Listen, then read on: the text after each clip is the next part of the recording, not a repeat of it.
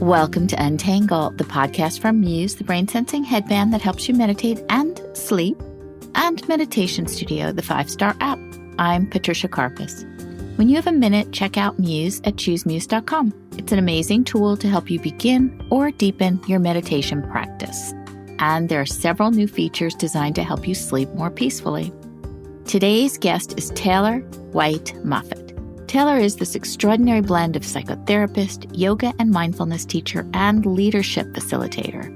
She's also funny and refers to her energy as sometimes feeling like a fire hose. I think she's a fountain of wisdom. Her year-long program is called Humanity First and is designed to teach us how to be better leaders at work and at home, and to know ourselves and others more deeply. She shares how she sees the potential in all of us as whole beings to be radically honest with ourselves and to communicate with more compassion and understanding. Her work invites you to shed your insecurities and open your heart so you can be seen and heard by your own self and others. She invites her students and clients to risk being courageous, leading us into our greatness with the peace, ease, and freedom we all want and deserve. She's also a teacher on Muse and Meditation Studio, so you may want to check out her meditations. Now, here's Taylor.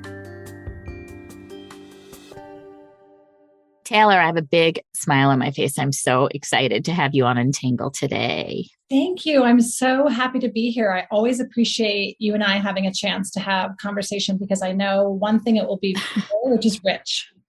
Whenever we have conversations, we tend to go off in a million different directions. So let's see how we do with that here. I want to give our listeners a little bit of texture about who you are in case they don't know you or maybe haven't heard your meditations on Muse or Meditation Studio. Tell us a little bit about how you came to be a therapist and how you integrate different modalities into your practice and into the work that you do. So my first experience with psychotherapy was being a teenager. My parents got divorced and they did what I think a lot of parents do, which is they dragged me right away to a therapist. And I saw this 60-something-year-old white man who didn't have children. And I remember thinking about 15 minutes into this appointment, and I was 12, I thought, this guy's terrible. I think I could do this better than him and have more compassion and curiosity about the person in front of me. And it was one of the first times looking back that I began to realize that I think there was a spiritual person from the beginning of time. I just didn't know it. I was the stirrer of the pot of my family. And I always asked questions. I was curious about why so-and-so was always drinking at a family event, why so-and-so was getting a divorce, why wasn't anyone talking about such and such? And I had a great curiosity about human behavior, including my own. And at some point that turned, and I would say my experience was to survive my family of origin and to survive where I grew up in New England. I very much learned that the message I was getting from people was that I was too much and that I needed to be less, to be smaller. And so what I did was I got really small and I got quiet, but I got small. And then fast forward to I'm about early 20s and I've moved to Boulder. I really don't know why. I'm thinking I'm here for winter and I'm out for a run in an alleyway and there's nothing to trip over, but all of a sudden I found myself on my knees and I just heard this, I don't know, I guess a voice. I've never heard anything like it again that just said, you can't go on like this. And it was another marking point for me that it was time to change my life. And so right around that time, two things happened. One, I became really aware of how I kept trying to be smaller and make sure I wasn't too much in anyone's eyes and that needed to stop. And that the second was I felt really called to listen to my heart and not my head. At that moment, I was actually scheduled to start thinking about taking prereqs to go to medical school to be a psychiatrist. That was what everyone had recommended to me. And I really didn't want to do it. And it was the moment I realized I'm not being who I really am. I'm not doing what I really want to do. And so I right away, luckily listened to that and changed course and headed off to graduate school at UVM and never looked back. What did you make of when you heard this voice in your 20s? And then I want to go back to something you said about your family of origin. But when you heard this voice, What did you make of it? Did you think it was your intuition? Did you feel it was coming from a spiritual place? Was it like the still silent voice within? What was your interpretation at the time that had such a big influence on your actions? At that point, I really honestly had no idea. It was a little bit scary. Like I looked around, like, okay, there's no one around me talking. And I was like, no one shoved me to the ground. There was no stump or rock I tripped over. So at first it was like, how am I on my knees hearing this? And then there was just, I don't know any other word to say, but just this very calm knowing of don't try to figure it out, just feel it and listen to it. And that's really why for me, that was the big shift of I had really shut myself down and spent a lot of time trying to figure things out and to get it right, just a lot of trying. And in that moment, it was just, can you feel this and can you trust it? And I really don't know why, but I did. And I just began to turn. Now, I don't want any of the listeners to think I then I jumped on the spiritual bandwagon. Right. It was great. It was a long, slow turn of my ocean liner, but it was probably one of the most marked moments I recall of I am on the wrong path. I'm in the wrong place. And I actually deep within me know who I am and where I need to be. And I don't want to miss that opportunity. And I want to start living into that. Wow. I mean, that's amazing that happened for you. When you say, because I feel a little bit about this too, that you spent a lot of time trying to survive your family of origin. When you first began that process, was it so much in your head, like really trying to understand why you felt a certain way, why your parents behaved a certain way, like answering questions logically, trying to fix things? Was that your process when you say surviving using your... I have a belief that each of our personalities are the costumes we develop to survive childhood. So in my family, I had very smart, funny, quick, know-it-all people in my family, both my family of origin and my extended family. And so it felt like the unspoken rule was to have all the answers, know what's going on, but don't speak up too much. It felt a lot like as an adult now, I would say the box of being a woman, right? Like be fit, but don't be too fit, be smart, but don't be too smart. There's really nowhere to rest comfortably. And so I don't think as a young person, I spent time trying to figure it out. I think what I learned is I really wanted to be loved and to belong. So I learned really quickly, okay, this is who I need to be to get that. Then over time, I would have little fissure cracks open up and little windows into, I'm still wondering why this person is doing this or why this is happening for me. And then I would just kind of squelch that crack or fissure and go back to my old ways. And then over time, I think that fall in the alley, that bringing me to my knees in the alley really just opened up that was using all my energy. It was putting myself off in the wrong direction to do the wrong things. And I wanted something so much more. And it was already there in me. I just had to get courageous enough to listen and trust it. Yeah, it makes sense that on your website, when you're describing your work as a therapist, you say therapy asks you to dig deep and be radically honest with yourself and others. The process asks that you give yourself tremendous self-compassion for wherever you are while conjuring up all the courage you can for where you're going. And it sounds like exactly what you did for yourself. Yes, I have to believe this is true for most of us, Patricia, and I don't know, but I think sometimes people look at, for example, therapists or mindfulness instructors or leadership facilitators, and they have these stories like they have it all figured out, they have it together, they have all this wisdom to share. And although I believe we all have wisdom to share, what I find the most impactful that I share with people in all the settings I work in is what's worked for me. Because that's the thing I have the most experience around. And that doesn't mean it'll work for everyone. It doesn't mean it's quote unquote right. And at the same time, I think if our knowledge comes from a book and our head, it's really incomplete. And for me, that was the biggest transition into becoming who I really was as a young adult, which was becoming my integrated, wholehearted self rather than my very cognitive, heavy self. Yeah. The first therapist your parents selected for you, the man, was not an integrated, wholehearted human being at the time.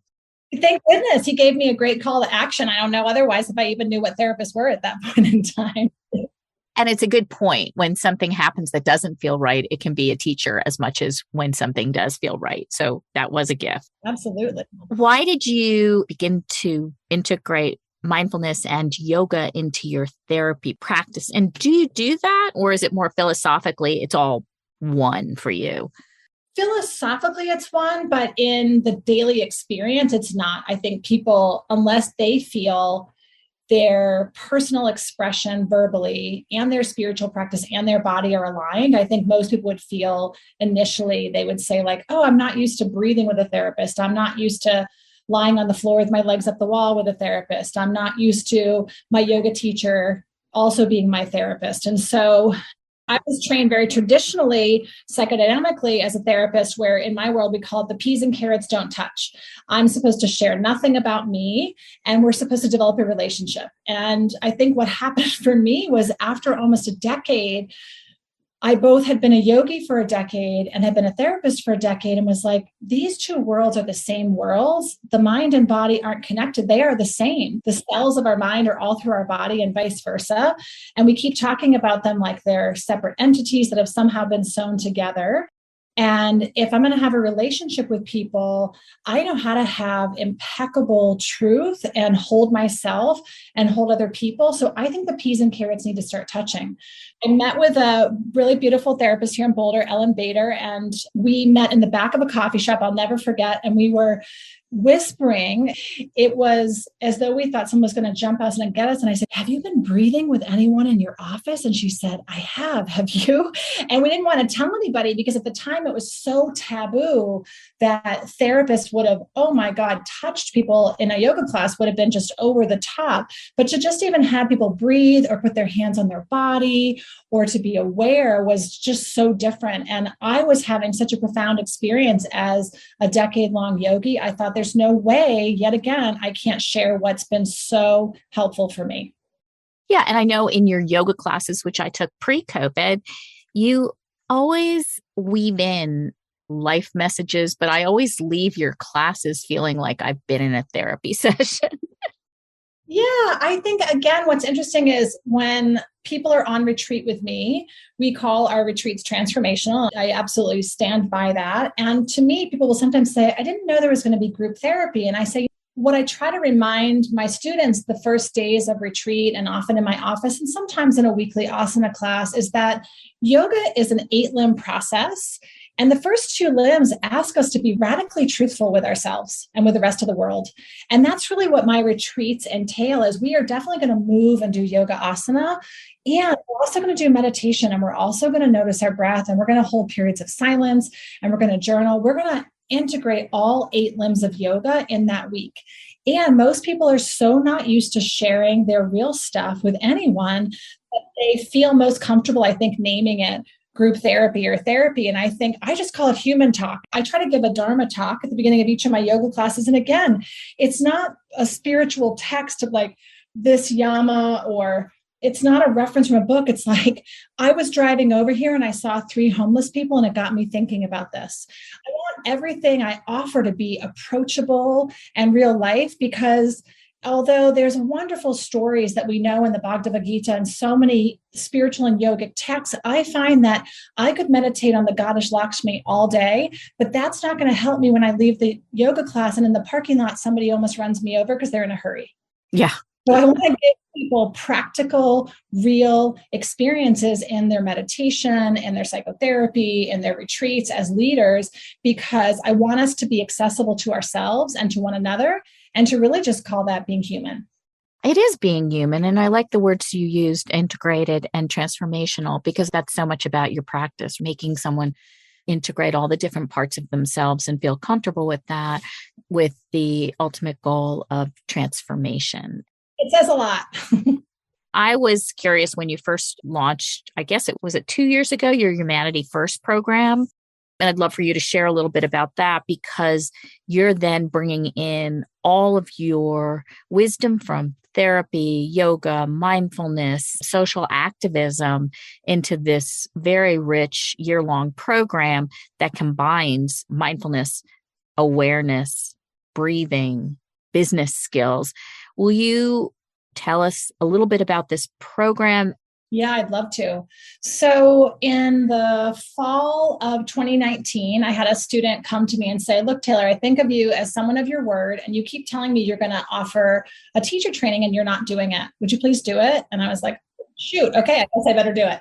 So I got my work wife and we went to Aspen and we went for the weekend, and I brought these huge pads of sticky Post-its I love, and we covered the whole wall. And I just about went into a panic attack of like, what am I possibly going to teach and offer? And what came out over the next 2 days was just what we're talking about, which is everything that has saved me, healed me, helped me repair difficult relationships, and helped me thrive as a human came into this training. And so I quickly realized this was not going to be a yoga teacher training. This was really about how to be fully human. And I initially named the training Humanity First, the art and practice of being fully human, because at the time I was coming off of 3 or 4 years of teaching another class I created called the art and practice of self-compassion.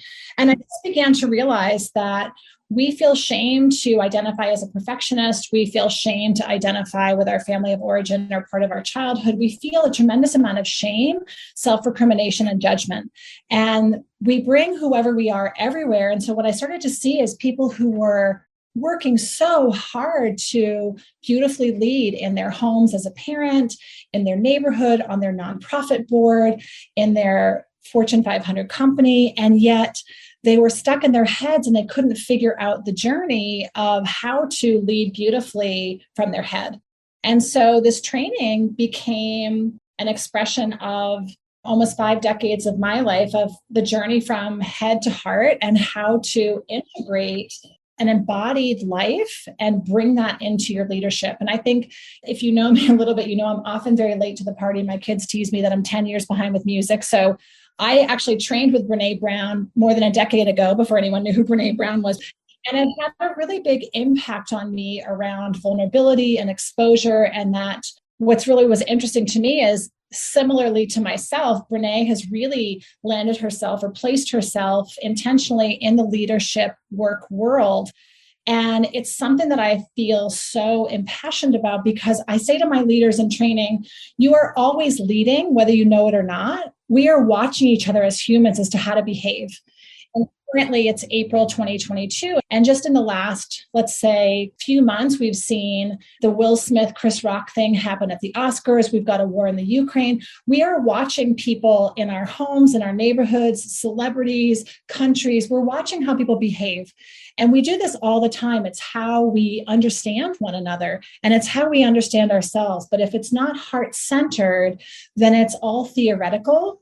And we don't have robots, most of us, working in our offices. We don't live with robots. We are still fully, thankfully, fully embodied humans. And the more we have the skill to drop into our body, to regulate our nervous systems, we have the ability to show up and be an example rather than a warning. And then back to that question, and I know you're saying we bring all of who we are to work, but what role do emotions or feelings have in the workplace? I know I've talked to some people that lead companies that say they've tried certain programs and nobody's really interested in doing it, or they do it and then they continue on in their behaviors from before. And other people, depending on the leader, actually do really great. And the leader continues to enforce some of these things. So I'm curious, what role do emotions play in the workplace, and how do we navigate that? So when I say we bring all of who we are to work, it doesn't mean we express all of who we are, but for example, let's say I got a cancer diagnosis Friday and I go to work on Monday. I may not work in a setting that I feel permission, invitation, or encouragement to share that. So it's still with me and it's showing up everywhere. It's on my face, it's in my body, it's in how I'm able to process and what speed I'm processing at. It's how checked out I am. It's how self-aggressive I am. It's how I'm shutting it down or feeling it, right? So it's still in me somewhere, and it's on some level, I'm probably leading with it, depending on how difficult that diagnosis was. But if I don't have the permission, invitation, or skill to share it at work, it's going to leak out. And I don't tend to like things that leak. I tend to like things that are more intentional. So I could use an example. A woman who just graduated last week, actually, my most recent leadership training. She's a creative internationally for Coca-Cola. And when she went to her company for the first time, she just took this job about 2 months ago, and she set up a meeting to meet about 100 people that she was going to be supervising and working with. And she said, I sent an email before we met to share some of the struggles in my world and to say that what I had learned in this training of Humanity First and what I was intending to bring to my work in Coca-Cola was a practice of how do we hold ourselves so that we can hold others at work. And she said what she went on to explain was what she learned that meant for her was, she gave the example of having a very difficult health diagnosis, and that she said, that's mine to manage. I don't want to share so much that you all are worried about me, worried that I can do my job, so worried about me as a human, you can't function, but I need to share enough that tells you what my body's telling you without words so that we can get things done and relate to each other as humans. And I think those are the two balancing poles, hiking poles, if you will, that I would like to see in all leadership, especially professional organizations, is that we share enough to relate and connect and see each other as humans. And we still move the ball forward because we need to get things done. It's a slippery slope in a way. And I like what you're saying about it leaking out. When we had our training at Muse, our teacher was telling us about the process of being above or below the line.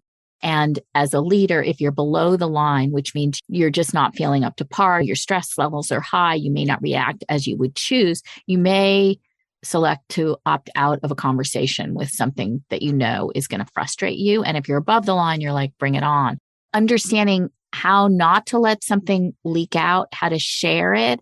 I'm a little bit confused about that part. Like if you are really feeling frustrated or you've just been diagnosed with something or you're dealing with grief at home or maybe a divorce or death in the family, how do you deal with that at work? So that's really a lot of what the year-long leadership training is giving people life practice and experiences to do that. Because I think of it, Patricia, like if you were to put your hand on the faucet, you have a skill in your body to open it slightly to where it's dripping, to open it more to a steady stream, to open it even more and to open it all the way up to where it's blasting or shut it off. And to me, managing your nervous system has the same idea. So I know this concept above and below the line, and to me, it's still in our heads. It's hard. What we're really talking about is nervous systems. And it's how when you walk in a room, if someone has their head on their hands and there's no words coming out, your body responds. If someone has a huge smile and their arms open, your body responds. So we want to start understanding ourselves first. Where am I at? What's my rest level today? What's my nutrition level? What's my movement level? How am I doing? Let me check in with me first. Because if I have something going on right there, there's already probably a good sign that I don't want to go rushing to have a hard conversation with someone. So the training asks people to spend a year really getting to know themselves so that if they're going to have these hard conversations, they start with the skill of really checking in with self first and knowing what they need to simply add or subtract, to regulate, to pause, or go forward. And then part two is just an extension of that skill set, which is learning to have difficult conversations.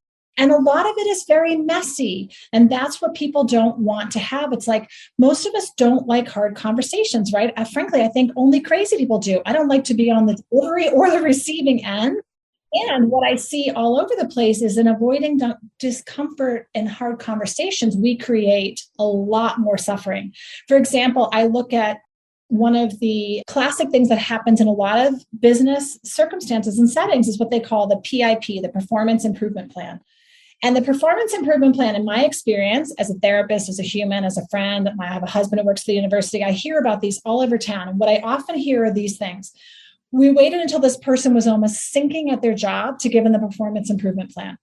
Part two, the Performance Improvement Plan is so vague, they couldn't possibly succeed. It says things like, you need to have better communication. What does that even mean? You should talk more, you should talk less, you should talk in Japanese. And then the last part is, nobody was courageous enough to say something like, Joe, every time we get on a Zoom call, I feel you interrupt and disrupt and want to have your way. And I think that's really getting in the way of our meeting. And I'd like to be at cause to see what's behind that and see if we could help you be as successful as you want to be.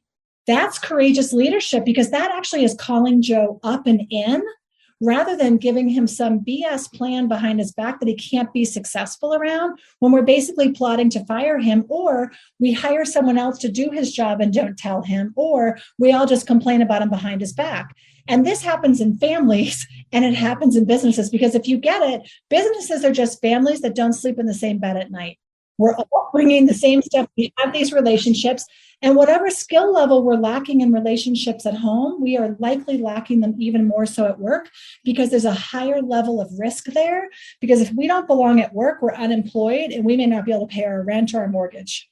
Can you imagine if we learned as children to check in with ourselves, to emotionally regulate and communicate from that place? I actually do imagine it all the time. I have 5 children, and I was very late to the game and really embodying this myself. So I'm madly working to catch up with them. And it's the same thing I'm doing with leaders as adults, which is the way we will teach children to do this is model it as adults.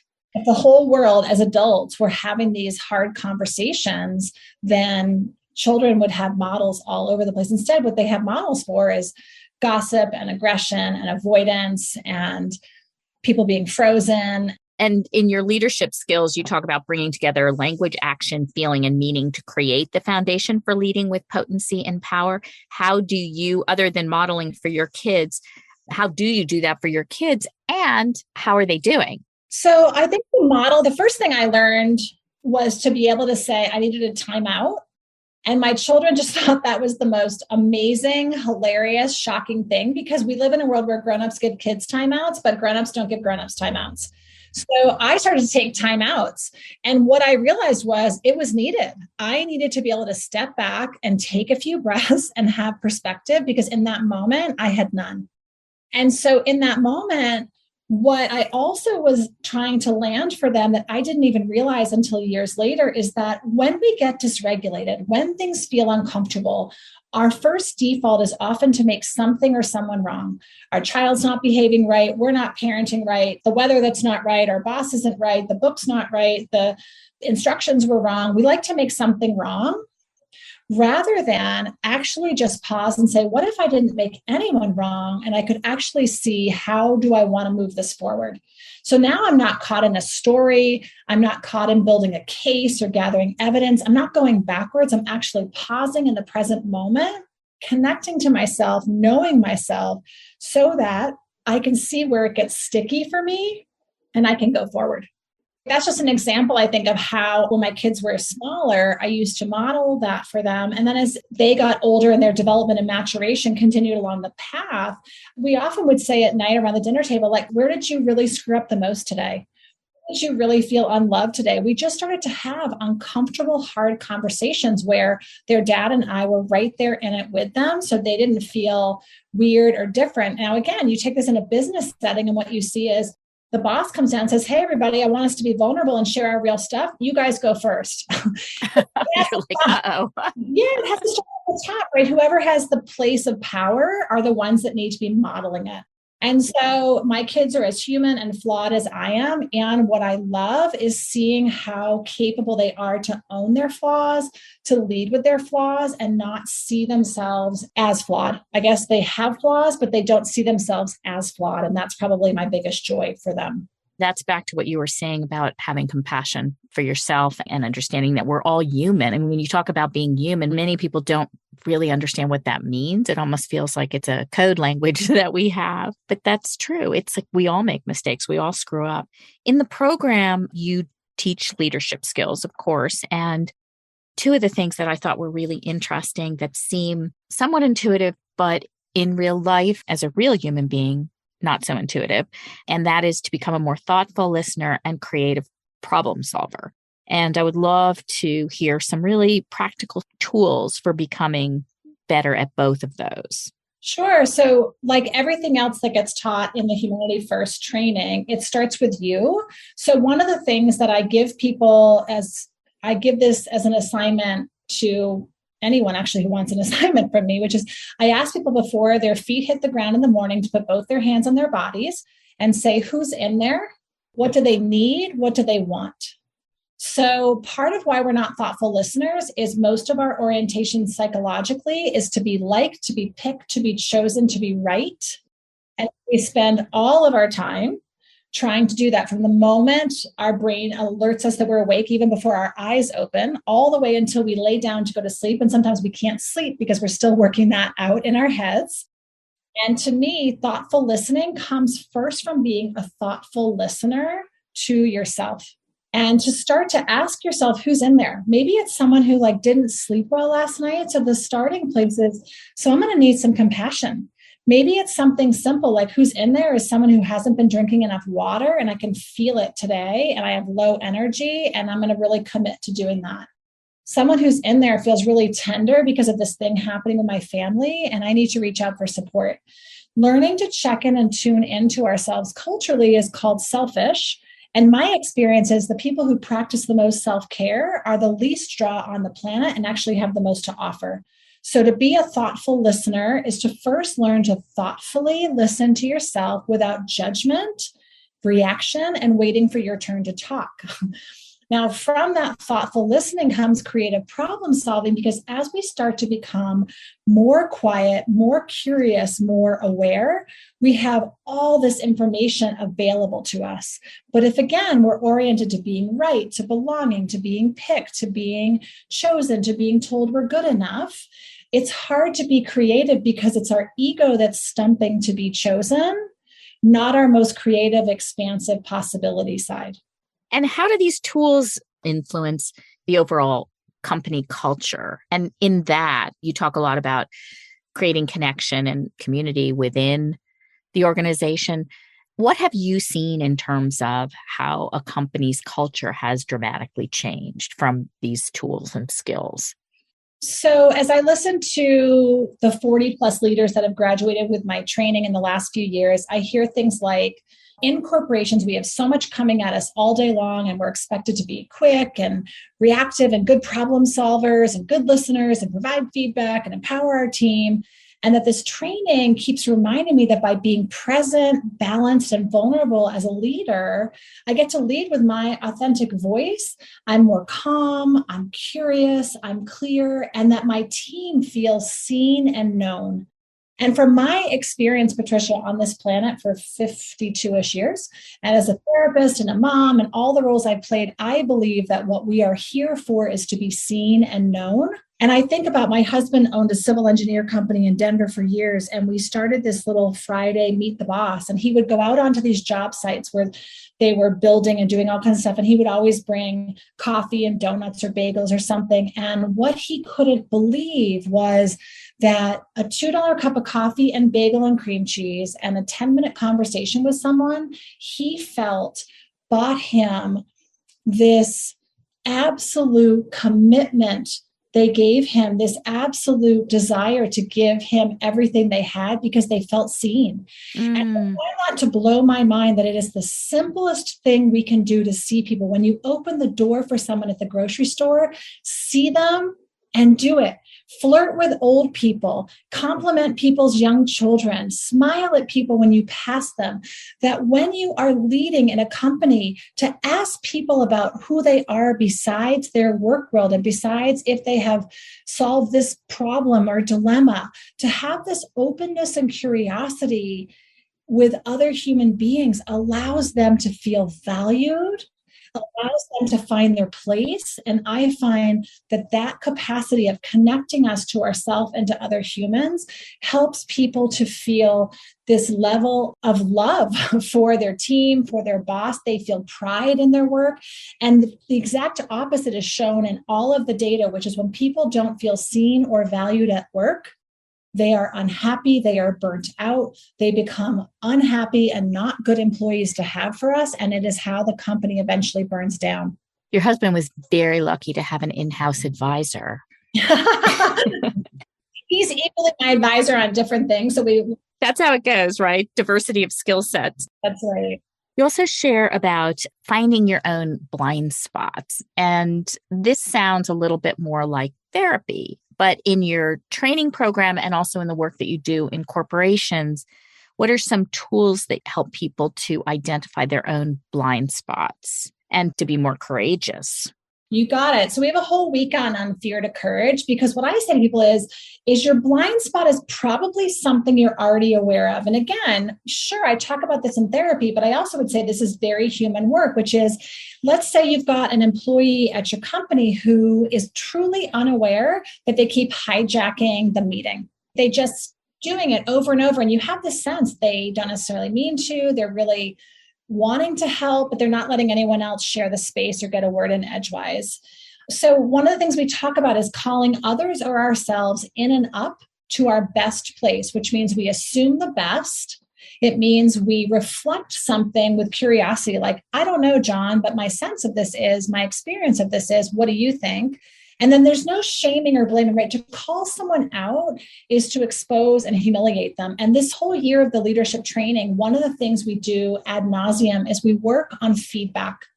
And I give them so many things that I've built into the curriculum for them to experience that, because for most of us, feedback personally and professionally was one of two things. It was either evisceration or having smoke blowing up our backside.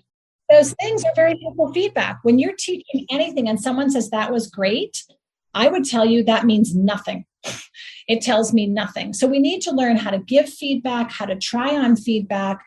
And so this place of really showing up and being fully human is about learning the skill set of what are these places in me that I don't want to see.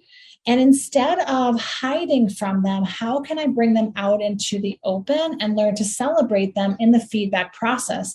And another way I might say this is, it's been my experience personally and professionally that people who eventually come to understand they have an alcohol problem, for example, they knew the entire time they did, but they learned to separate themselves from it.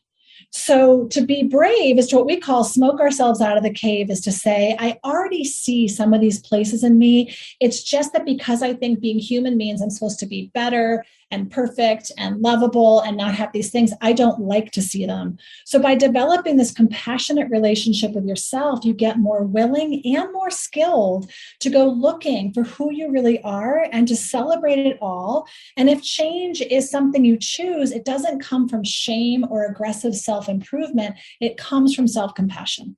This is what you discussed too about clarity and radical truth telling and noticing patterns and moving towards yourself. I just read this quote: when you pause in the middle of a autopilot habit, ask yourself this question: if I strengthen this habit, will it bring suffering or relief? I feel like that's such a simple but profound question to ask yourself as you're about to move more towards yourself and who you are as a holistic human being. It's brilliant. And I would say a way to drop that into your body and embody it is, instead of all those words or that question, what you might also say is, what I'm about to do going to allow my nervous system to regulate and lead the nervous systems for those in the room around me, or is what I'm about to do going to dysregulate my nervous system? Yes. And you also talk about using science to lead ourselves and others. And I would love for you to share a little bit about some of the neuroscience or data that you've got that supports a lot of this work. First of all, it's so great that we all have these different skill sets. And I was never going to be a researcher. I think I failed statistics at least twice, if not three times. So luckily for me, there are these amazing people out there who are collecting fabulous information about our brains and our bodies and how they work. And I feel so lucky to be on the planet at this time where in the last 20 years, we are getting data in all different directions that help us to look at the state that we're in when we learn something creates a physical response, creates neural pathways. We have data that shows the more self-compassionate we are, the more we can lower our heart rate. We have data to show that giving ourselves time and mindfulness and meditation practice can actually strengthen and lengthen our telomeres, the strands at the end of our DNA. With all of this science, again, I try to make it very approachable to my students, which is for those who like to geek out on it, which is definitely a big chunk. We give them all kinds of literature review to fall down the rabbit hole with.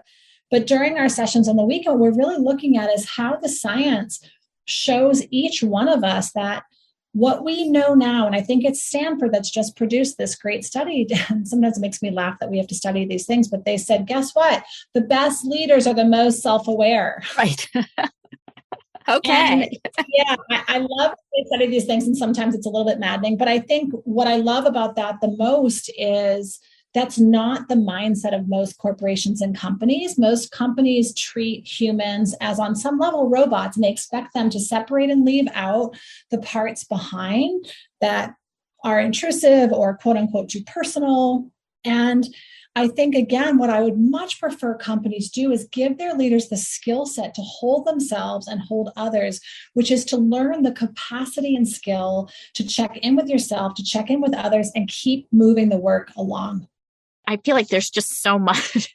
This is why when you and I speak, when we're having coffee, we go off in so many different directions because there's everything is just so rich. And I am very curious what your personal practice is daily. So I know you're a brilliant teacher and therapist, and you do so many of these things for other people, but what do you do for yourself every day? So the first practice I do is the one I recommend for everyone, which is I put my hands in my body and I check in.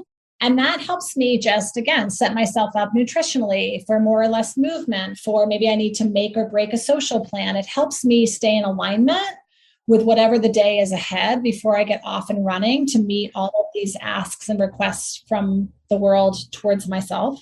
I also always have a commitment of what I call my moving towards myself practice. When I was a new practitioner, I had what I would call a strict or rigid practice.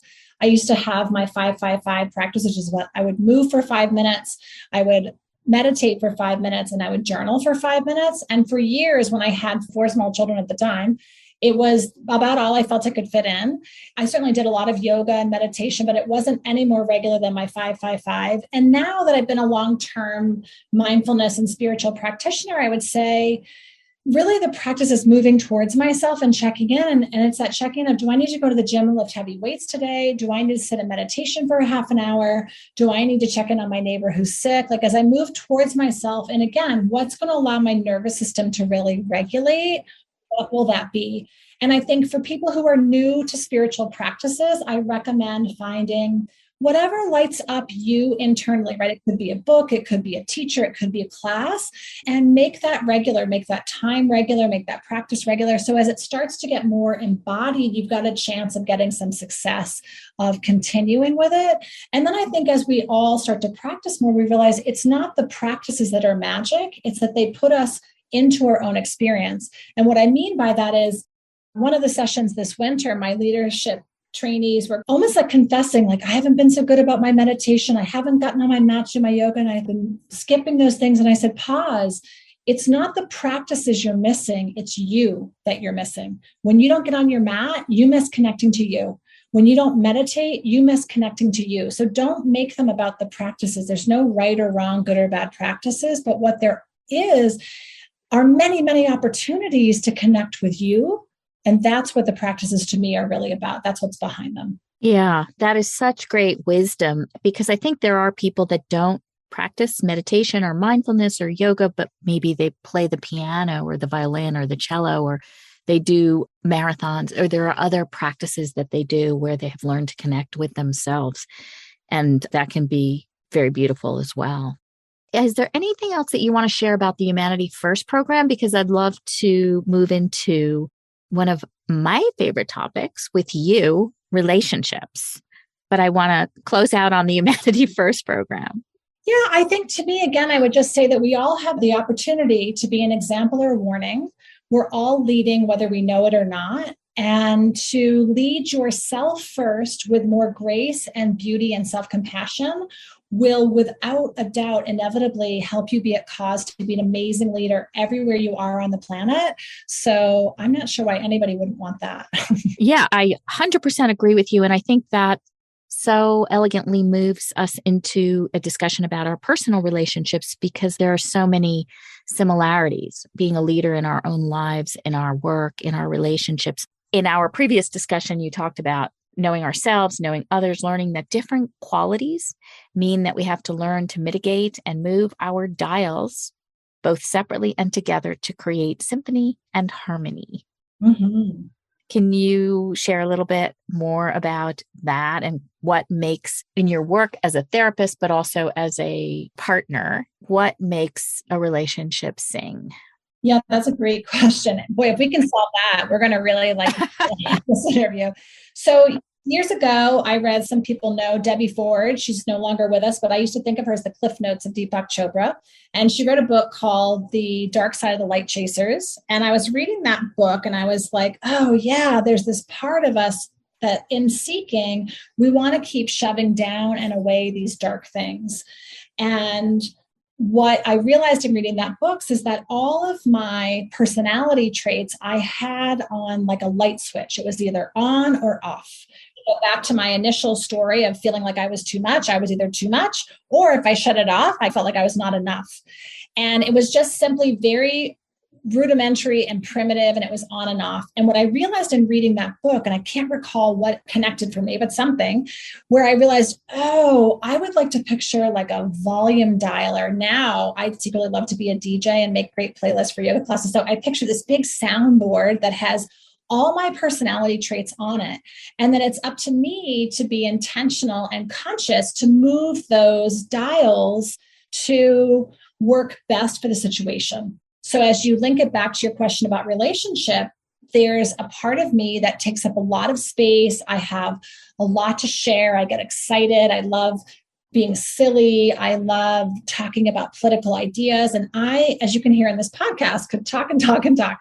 Married to an engineer who's more quiet and more reserved. And for a long time, I think we were both comfortable with him being quieter and me being louder.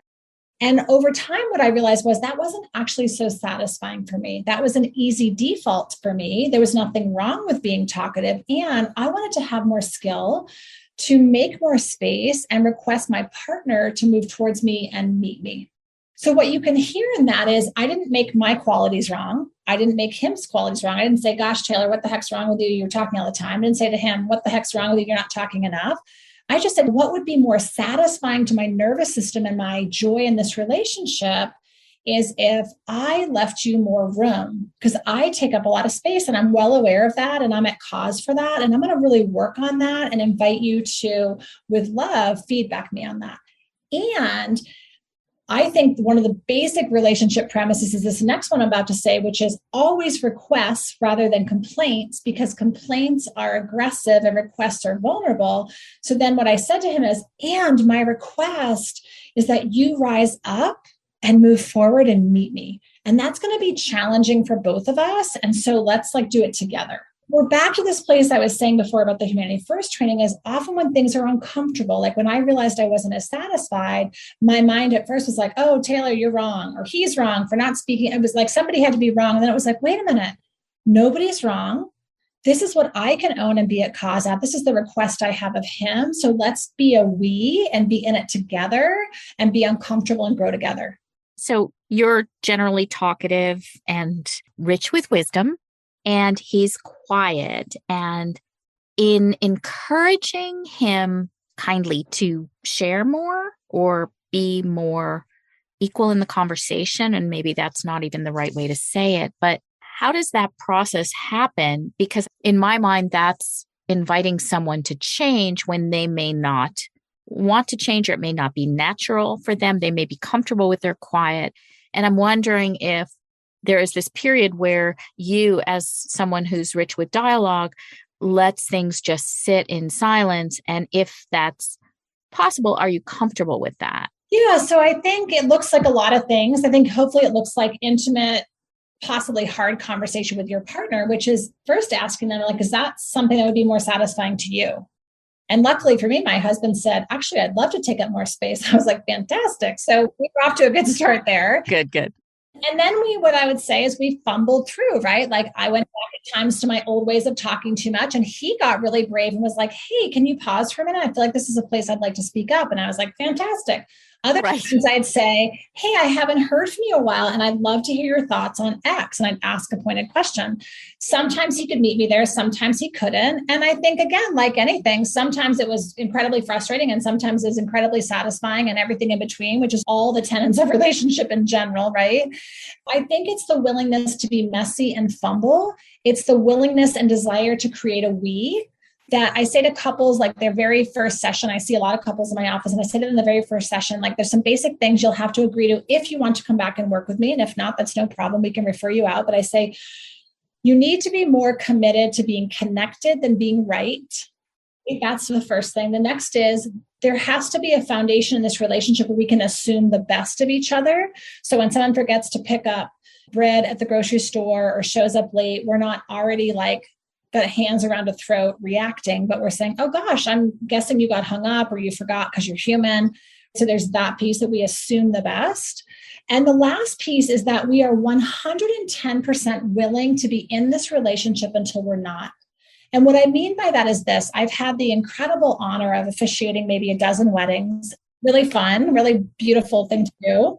And one of the things that I have each time found a different opportunity and way to share is that oftentimes at things like vows and these moments, people say, I'm going to love you, da, da, da, da, till death do us part. And what I say is, what we really mean is, or until you frustrate me, disappoint me, I'm vulnerable, in which case I'm going to get aggressive or avoid you. Or like, so what I remind people on that day, and I talk to couples about a lot, is if you're ready to pack up your bags, that's okay. Give yourself permission to pack up and go. But if you're not, you may not sit on the fence and lob complaints and throw bombs over and gripe and gossip and moan and cross your arms and wait for someone else to do the work.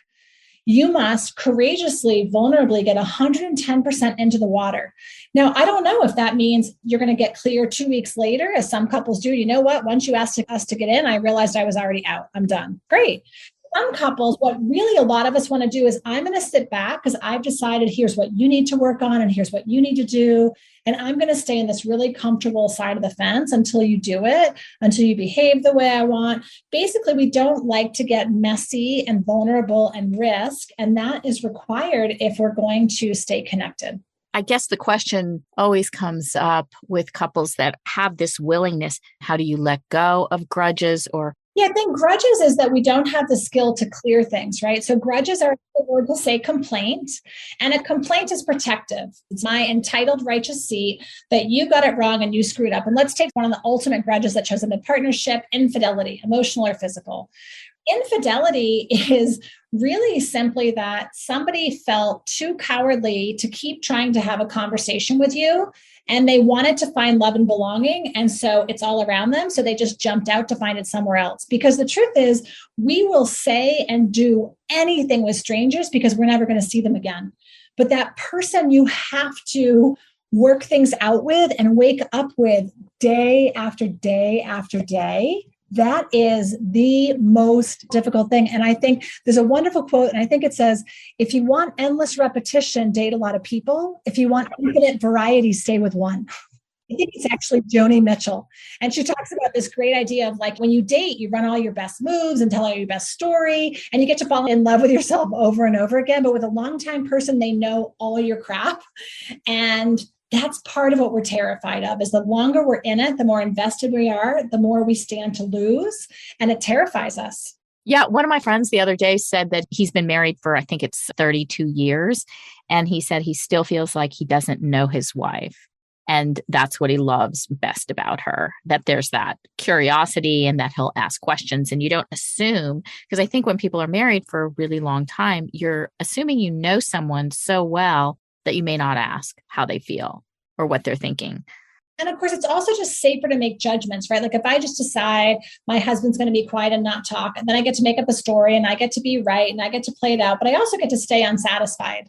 So if I get courageous and say, hey, I know this isn't what we signed up for, but something's changed for me and I'm not as satisfied. And I'm wondering if we could negotiate and work that out.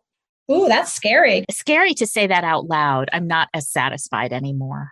Yeah. And at the same time, I can think of 3 very specific times I came home and like marched my husband to the front porch and had that conversation. And I was not super skillful because I was so terrified. It felt a little bit like a rocket launching out of my chest.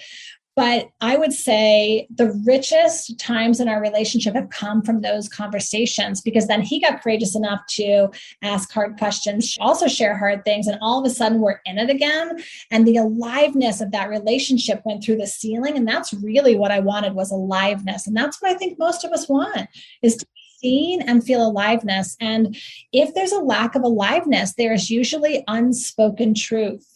Mark Nepo, my favorite poet of all times. I have a quote over my desk I'm looking at right now, and it says, "To voice things as they are is the nearest medicine." It's one thing to have these conversations, and then it's another to actually be brave enough. Like you were saying, you were super nervous to say that to your husband. Often people, they've grown differently along the spectrum of self-awareness, and that can make it even more difficult. Like when you were saying your husband was more quiet, maybe earlier in your relationship, you would try to explain something and he might look at you befuddled with what you're saying. And as you grow together, he has learned more about the Taylor language and some of these psychological and relationship skills. Would you say that's true? I think it's true. I think the other piece that's really even bigger, Patricia, is he was really feeling like I'm terrified to grow beyond my own dynamics and understanding of myself and the world of where I came from in my family. But you seem so willing. I'm the Labrador retriever in my household. I like to bound to the door and have it be completely known how much I love you and I'm here. And so I think my work was to be non-judgmental and create as courageous and safe a space as possible to say, hey, it's totally okay. You're not skilled around this. And we probably will need to work on it if we're going to stay together. And if you don't want to, that would be a bummer, but I could accept that. But if you want to, I think we could have something amazing. And I think that really inspired some hope for him. And he got super courageous and stays in that place where he's really willing. And I think in my heart, I believe that's what all of us want. And we're also terrified because love and belonging is our most important psychological need. It is perceived as a threat constantly to us, both in friendships and deep love relationships. And so a lot of people just give up and they get off in their apartment with plastic over all their furniture and 10 cats. And they're like, oh, that's it. And I get that. And most of us very much want to be known and seen and loved and have the same with someone else in return.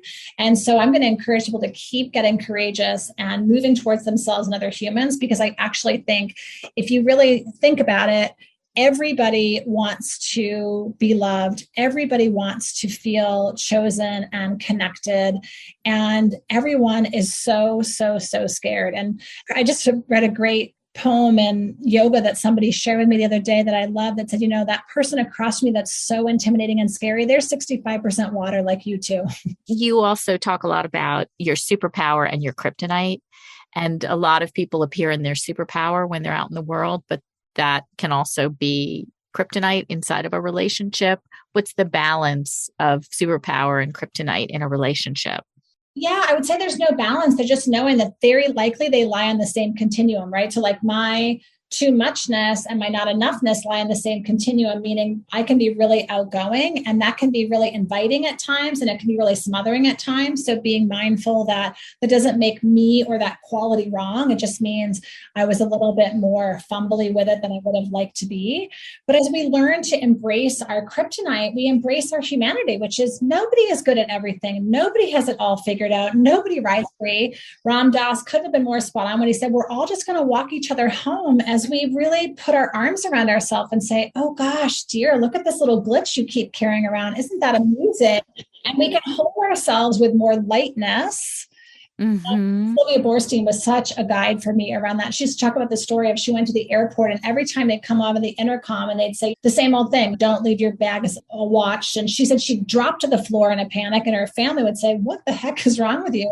She learned to just put her hands on her heart and say, oh, sweetheart, there's that little glitch you have. Isn't that amusing? And to be amused by your frailties, your kryptonites, your shortcomings is to celebrate your full humanity. And I think that's just such a more beautiful path for all of us. And I find the compassion and understanding that brings to both my intimate relationships and strangers is endless.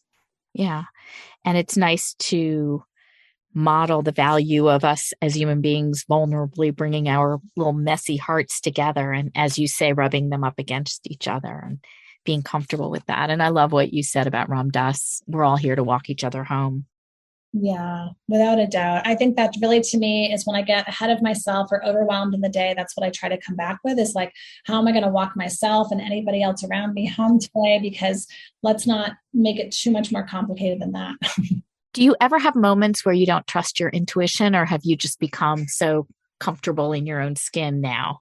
Oh, that's so interesting. I trust my intuition, but my mentor this morning asked me a great question along those lines. And she said, what I want you to be so curious about, Taylor, like the question to be asking yourself is, what's the next level of not knowing, look and feel like? I think because I am really connected to my intuition and I have a lot running through my mind that I'm not even trying to figure out, it's just the way my mind works. I think getting curious about what it means to not know and what it means to be in uncertainty and how to have even more awareness and compassion for that. Because I would say for me, I trust my intuition. However, that doesn't always mean I act on it, meaning I often feel in my intuition, I need to have that hard conversation. And then sometimes I'm as chicken as everybody else. I'm like, I think I'll just put that off. So listening to your intuition and acting on it are two different things. And the acting is everything. Otherwise, it's just a whole lot of motion and words. So I would say I'm as humbled as everyone else is when it comes to acting on it. My intuition is often my biggest cheerleader. It probably is my biggest cheerleader next to my husband, but it wants me to do scary things. Like it wanted me to create a leadership training and it wanted me to create more children and take trips and get me out of my comfort zone. And while it inspires me and it absolutely conspires for my greatness, it scares the living daylights out of me sometimes. So I listen to it and I trust it. However, I sometimes hide from it and try to throw a wet blanket over it so it'll go away for a little while. Well, like you always say to me, sometimes you just need to rest. Yeah, exactly. Sometimes I say, today's not looking good, tomorrow neither, but I'll come back for you at some point here. I am always so blown away at the buckets full of wisdom that come forth from you. I feel like you're a fountain sometimes. I could sit and listen to you for hours. It's great for you to say that, Patricia, because the other metaphor I get is people often say to me, being with you is like drinking from the fire hose, which brings up all my too muchness, Patricia. So thanks for the fountain, because I'm going to use that as a really nice way to love myself a little more. The fountain is much, much nicer than the fire hose. Yeah. So beautiful. Is there anything else you want to share? Do you have another favorite quote or poem that you love that you want to share with us before we close? I think that if you don't own a copy of anything Mark Nepo wrote, I want to tell everyone to go and get it. And I think one of the things, again, I love is he speaks so much about truth, which as someone who lived outside her truth for so long, to reclaim my truth has been so healing. But this passage on my board says, what is most healing about bearing witness to things exactly as they are is that when the voice of the pain fits the pain, there's no room for distortion or illusion. And in this way, truth becomes a clean bandage that heals, keeping dirt out of the wound.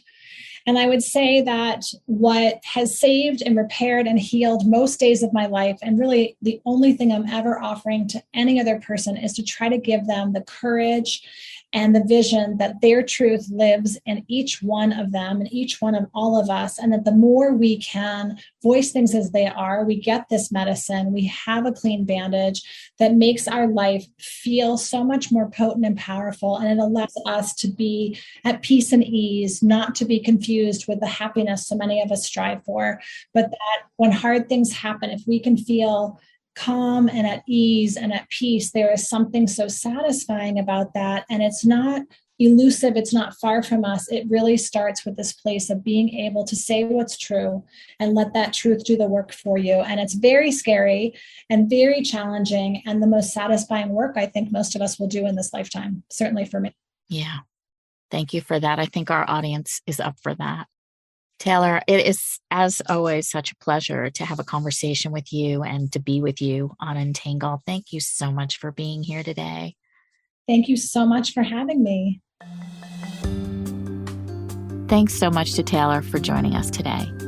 And she's a fountain of wisdom for sure. For more on her program, check out humanityshared.com. And if you want to check out Muse, go to choosemuse.com. And to share suggestions or feedback, email us at untangle@choosemuse.com. Loved having you with us today. As always, have a great week, and we will see you next time.